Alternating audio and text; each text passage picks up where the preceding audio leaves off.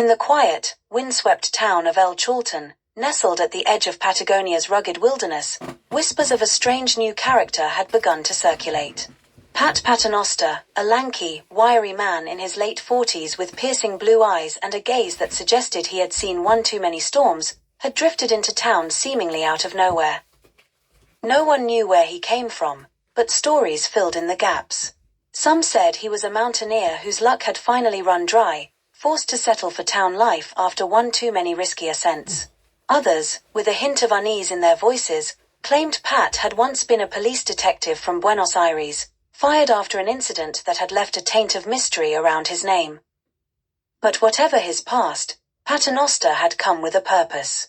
His first days were spent in quiet observation, haunting the cafes and diners on the town's single main road, where dusty pickup trucks and stray dogs wandered lazily. He had an ear for secrets, a natural inquisitiveness that could unsettle even the most self-assured. Soon, Pat had made himself known to almost everyone, a stranger with familiar ways, always around yet hard to place. One cold morning in April, a death changed everything.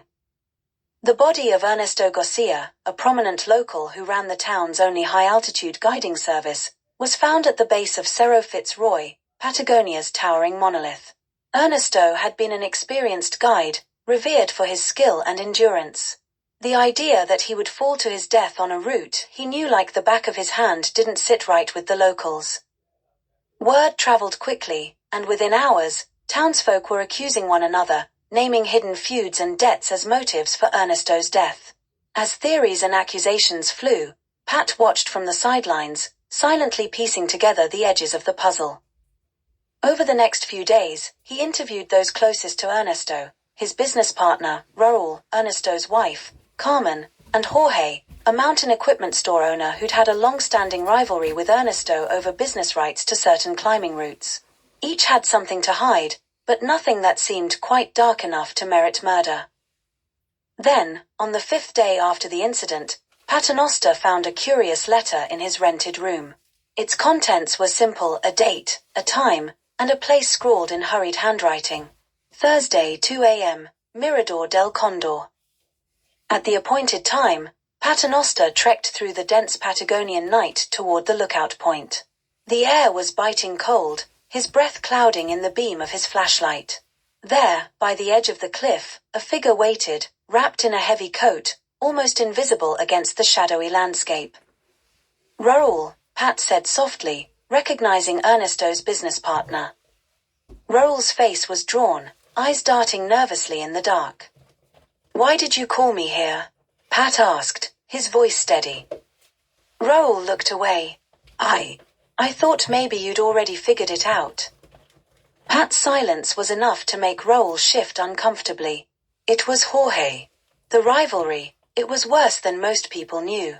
Jorge thought Ernesto was about to win exclusive rights to the climbing routes that were a lifeline for his business. They fought. A few nights ago, it got physical. But Ernesto was still alive after the fight, wasn't he? Pat asked, not breaking his gaze. Raul looked down, his hands trembling slightly. Yes, he was alive. But I knew things were out of hand. Jorge threatened him. Ernesto said he wasn't scared, that he'd climb Fitzroy at dawn just to show him he could. The next day, well, you know the rest. "Not everything," Pat murmured, his voice sharp and precise. How did Jorge convince Ernesto to climb without his usual safety equipment? Raul went pale, and a shudder ran through him. "It was my fault," Raul admitted, his voice barely a whisper. "Jorge bribed me. He paid me to remove one of Ernesto's carabiners. I didn't think it would be the one that would cost him his life. I didn't think it would go this far."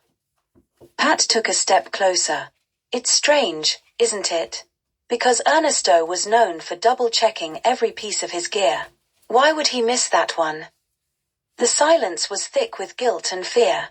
"I didn't know," Raul finally managed, his voice breaking. "I didn't know he'd die." A gust of wind howled through the dark, carrying the weight of Raul's confession down into the valleys below. Pat left him there, knowing that, by dawn, the town would know the truth, and Raul would have nowhere to hide. By morning, the sleepy streets of El Chultan were alive with murmurs. Paternoster was gone, leaving only his name and his reputation as the man who had come from nowhere to lift the veil on Patagonia's darkest mystery. As quickly as he'd arrived, Paternoster vanished back into the wild, leaving the townsfolk to wonder if he'd ever truly been real or if he'd been a specter of justice sent to purge the secrets buried beneath their serene, snow-capped mountains.